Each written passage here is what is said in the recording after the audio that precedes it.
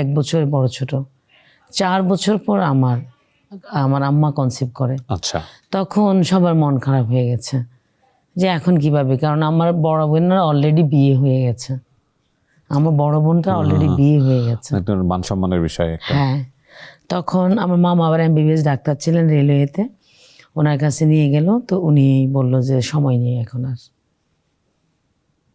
Abortion করার জন্য সময়টা নেই।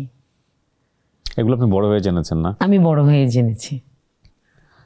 খারাপ লাগে না এগুলো বাচ্চা হিসেবে আসলে জানলে? খুব খারাপ লাগে, মানে এইটা যে কত খারাপ, মানে যার শুরুটা খারাপ জীবনটাই খারাপ যায়, ভুল হয়ে যায়, ভুল থেকে শুধু ভুলই হতে থাকে। তখন ওই ঘটনাটা মনে পড়ে যে কোনো একটা কিছু জীবনে খারাপ হলে আমার তো আসারই কথা ছিল না, ওইটা আসারই কথা ছিল না। হুম। অনাকাঙ্ক্ষিত বেবি অনাদরে বড় হয়ে হাজবেন্ডের সংসারে অবহেলিত হয়, এই অটা আমার জীবনে রয়ে গেল। আপা শুনি একটু, মানে আপনার বাবা কি কি করতেন? আমার বাবা এয়ারফোর্সে জব করতেন। ওকে। উনি যখন যুদ্ধের সময় পাকিস্তানি ছিল তো পোস্টিং, যুদ্ধের সময় উনি মানে ওখান থেকে চলে আসে, জবটা ছেড়ে দিয়ে, মানে জব তো আর ছাড়া যায় না, মানে উনি পাকিস্তানে থাকবে না, দেশপ্রেম যেটা, উনি চলে আসে। ওনাকে নেওয়ার জন্য অনেকবার ফোর্স আসছে, উনি লুকিয়ে থাকতো, আচ্ছা। আর যায়নি।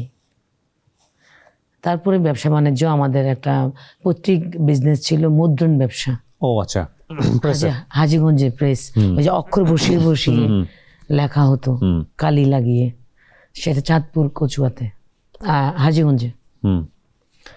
তো যাই হোক, আমার জন্ম হলো, 7 ভাই বোন, বোনদের বিয়ে হয়ে গেল, বোনদের বাচ্চা হলো, আমি যে একটা ছোট্ট বাচ্চা বাসায় আছি এটার দিকে কারো খেয়ালই নেই। আমি ক্লাস 5 পর্যন্ত পড়াশোনাই করি নাই, শুধু স্কুলে ভর্তি হয়েছি, আসতাম যেতাম, বার্ষিক পরীক্ষাটা দিতাম। আমি যদি কোনো বোনের, তখন কিন্তু একটা ট্রেন্ড ছিল যে বোনের বাসায় ছোট বোন বেড়াতে যায়, আমি বেড়াতে গেলে 6 মাস আমার আব্বু আমাকে আনতো না, ওহো, পড়েই থাকতাম, মানে বোনে মেয়ে কোলে নিতাম।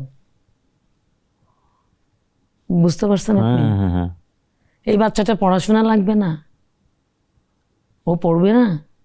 আচ্ছা যাই হোক, ক্লাস 5 বছর যখন আমি মোটামুটি পাস করলাম, তখন আমার ভাইটা ভিক্টোরিয়া কলেজে পড়াশোনা করতো, ও ছুটিতে বাড়িতে গেল, গিয়ে ও আমাকে একটু পড়াশোনা ধরলো, যে ওর তো কোনো লাইফ নেই, ও তো পড়ে আছে, ও আমাকে একটু পড়াশোনা করলো। উনি যখন পড়াশোনা আমাকে পড়াতে শুরু করলো, তখন আমি মোটামুটি রেজাল্ট ভালো করতে শুরু করলাম। আমার রেজাল্ট তো ভালো করছি, আমার স্কুলে যেতে ভালো লাগছে, এর আগে ভালো লাগতো না।